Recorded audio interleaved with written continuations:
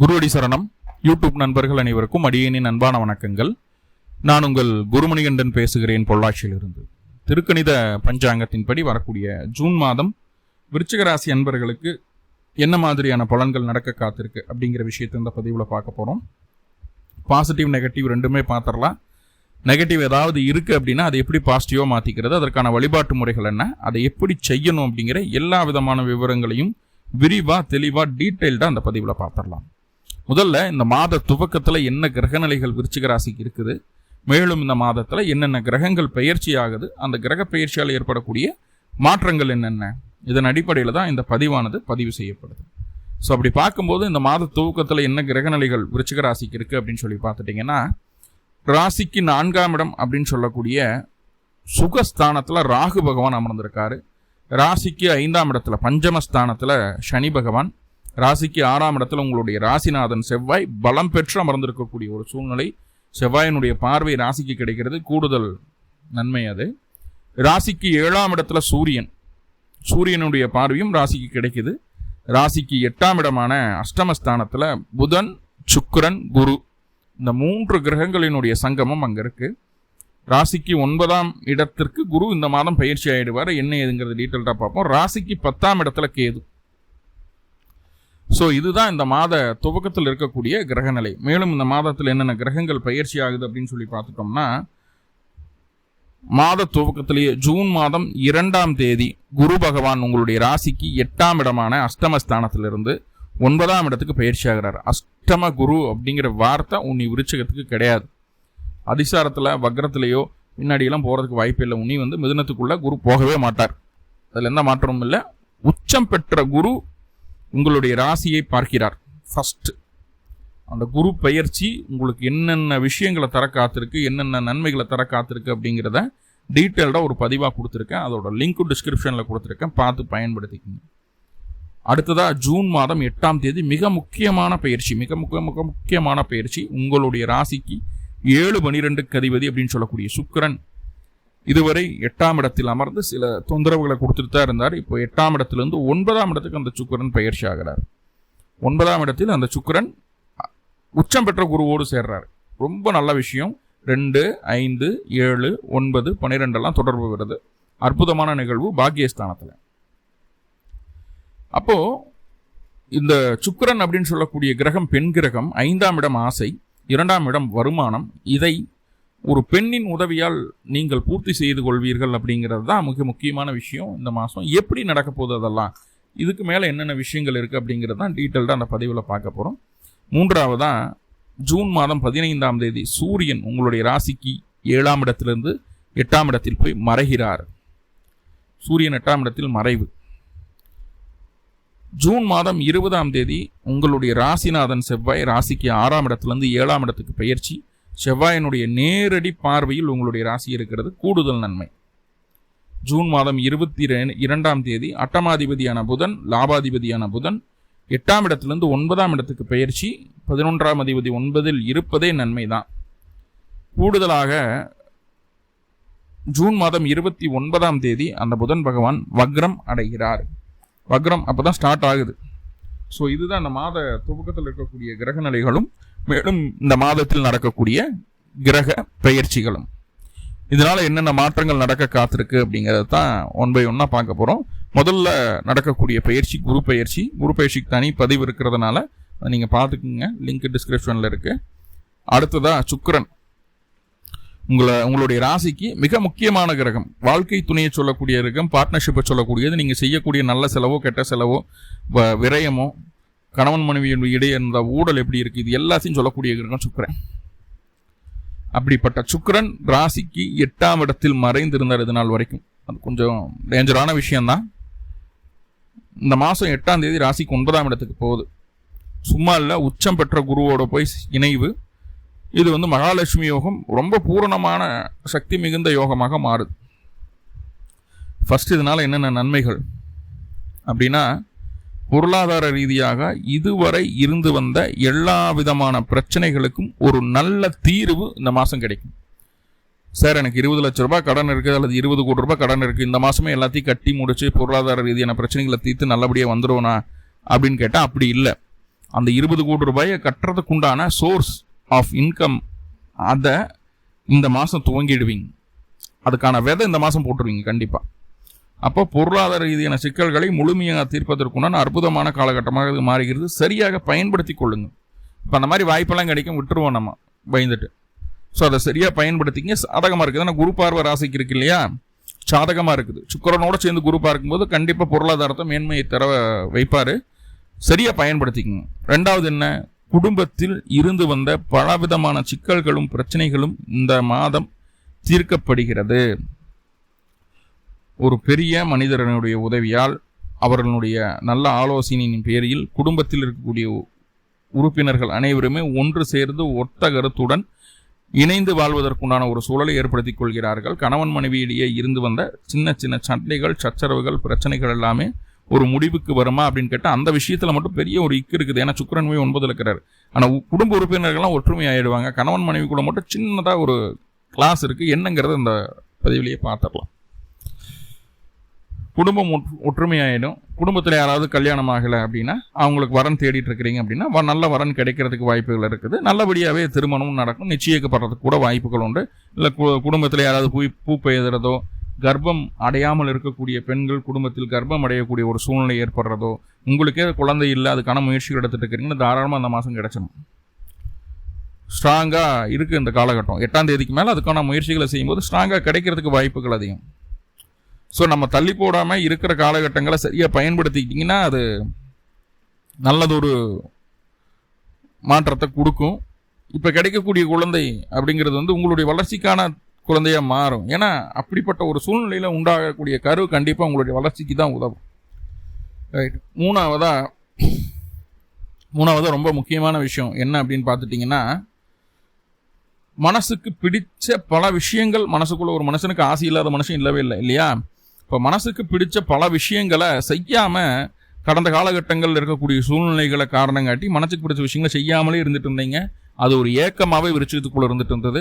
என்னடா இப்படி ஆயிடுச்சு, இப்படி எல்லாரும் இப்படி பண்ணுறாங்க, பிடிக்கிறாங்க, நம்மளால பண்ண முடியலையேங்கிற ஒரு ஏக்கம் இருந்துட்டு இருந்த விருட்சத்துக்கு அந்த ஏக்கம் இந்த மாதம் பூர்த்தி செய்யப்படும். மனதிற்கு பிடித்த விஷயங்கள் எல்லாம் நிறைய என்னமோ இருக்குது. நான் பில்கேட்ஸ் ஆகணும் அப்படிங்கிற ஆசையெல்லாம் இருக்குது. நான் சச்சின் ஆகணும்னு நினைப்பாங்க, ஷேவாக் ஆகணும்னு நினைப்பாங்க, விராட் கோலி ஆகணும்னு நினைப்பாங்க. அந்த ஆசைகளாக இருக்குது. ஸோ அதெல்லாம் நிறைவேற்றிக்க முடியாது. ஆனால் முக்கியமாக உங்கள் மனசை திருப்திப்படுத்தக்கூடிய, சந்தோஷம் அடைய வைக்கக்கூடிய, நிம்மதியை தரக்கூடிய சில விஷயங்கள் உங்களுக்கு நடக்கிறது. ஆசைகள் நிறைவேறுகிறது. யாருனால நடக்குது அப்படின்னா, குடும்பத்தில் இருக்கக்கூடிய பெண் உறவுகளால், மனதிற்கு பிடித்த பெண் மூலமாக, தந்தை வழி உறவுகளில் இருக்கக்கூடிய பெண்களின் மூலமாக உங்களுடைய ஆசை பூரணமாக நிறைவேற்றப்படுகிறது அப்படிங்கிறத சொல்லுது. ஓகே, வேற என்ன அப்படின்னு பார்த்துட்டிங்கன்னா, உங்களுடைய குழந்தைகள் தங்களுடைய படிப்பில் சிறந்து விளங்குவதற்கான சூழலை நீங்கள் உருவாக்கி கொடுக்கிறீர்கள் அப்படிங்கிற ஒரு அமைப்பு சொல்லுது. அதுவும் நல்ல விஷயம்தான். உங்களுடைய குழந்தை இல்லைனாலும் அவங்களுக்கு குழந்தை பாக்கியம் கிடைக்கிறதுக்குண்டான ஒரு சூழ்நிலையை இந்த ஏற்படுத்தி தருது. அதே போல் முக்கியமாக நல்ல ஒரு விஷயத்தை புரிஞ்சுக்குங்க. கடந்த காலகட்டங்களில் நிறைய பேருக்கு காசு பணம் கொடுத்துருப்போம், வாங்கியிருப்போம். கொடுத்த காசெல்லாம் திரும்பி வராமல் இருக்கும். ஒரு வேளை நம்மளை ஏமாற்றிருக்கலாம், ஏதாவது ஒரு பிரச்சனையில் சிக்கியிருப்போம். பொருளாதார ரீதியான சிக்கலை கண்டிப்பாக சந்திக்காத விஷயம் கிடையாது. கடந்த 7-8 வருஷத்துல கண்டிப்பாக ஒரு தடவையாக சந்திச்சிருக்கோம். ஏன்னா அப்படி ஒரு காலத்தை தான் கடந்து வந்திருக்குது வருஷம்.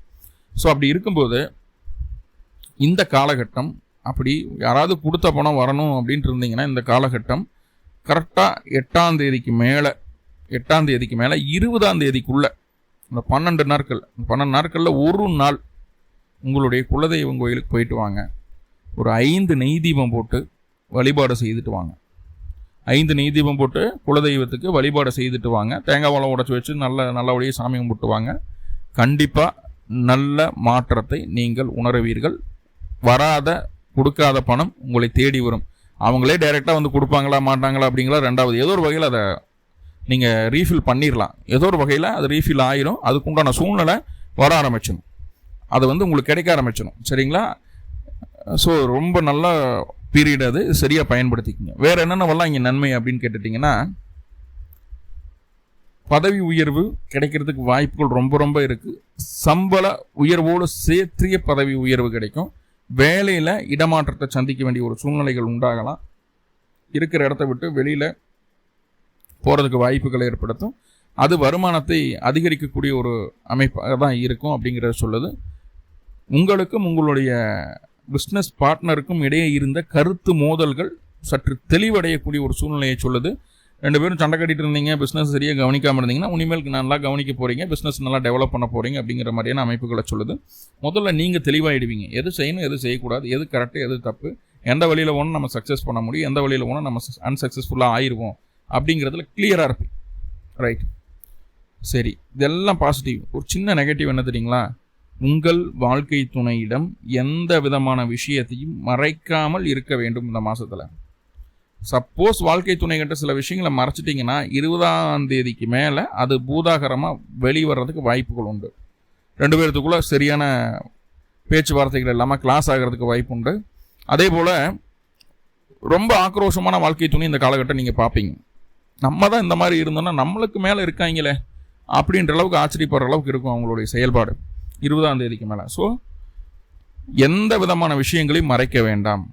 மறைப்பது அப்படிங்கிறது மறந்து கூட மறைக்கக்கூடாது அப்படிங்கிறத நான் சொல்லுவேன். இல்லைன்னா தேவையில்லாத சந்தேகம் கணவன் மனைவிக்குள் வருவதற்கு வாய்ப்புகள் உண்டு. என்னதான் குடும்ப உறுப்பினர்களாக நல்லா இருக்கிறாங்க, சேஃபாக இருக்கிறாங்க, நல்லா ஒன்று சேர்ந்து இருக்கிறாங்க, ஒன்றும் பிரச்சனை இல்லை அப்படின்னாலும் கண்டிப்பாக கணவன் மனைவிக்குள்ளே இது ஒரு விரிசலை தர்றதுக்கு வாய்ப்பு இருக்குது. ஸோ அதை பார்த்து கவனமாக பக்குவமாக ஹேண்டில் பண்ணிக்கிறது நல்லது அப்படிங்கிறது சொல்லுது. இந்த ஒரு நெகட்டிவ் மட்டும். அடுத்ததாக சூரியன் 10ஆம் அதிபதியாகி 7ஆம் இடத்துலேருந்து 8ஆம் இடத்துக்கு பயிற்சி ஆகிறார். 15ஆம் தேதிக்கு மேலே சூரியன் 8ல். தொழில் ரீதியாக புதிய மாற்றங்களை தவிர்க்க வேண்டும்.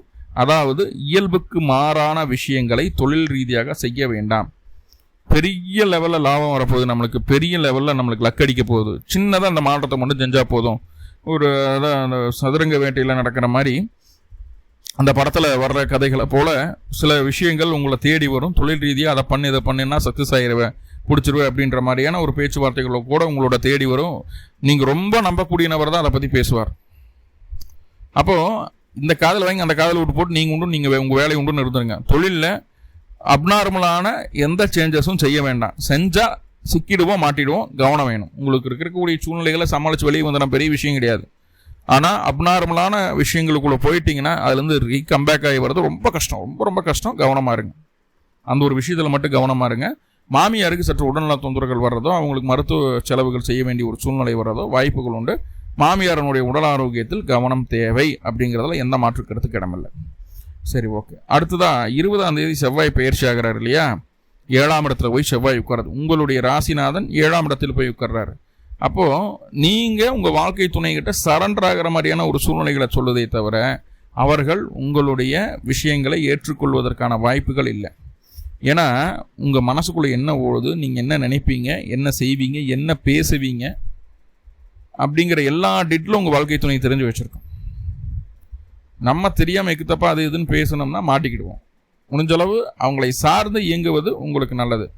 இல்லை என்னோடய சௌரியத்துக்கு தான் இருப்பேன் அப்படின்னா விருச்சிகம் செய்யும் அந்த வேலையை.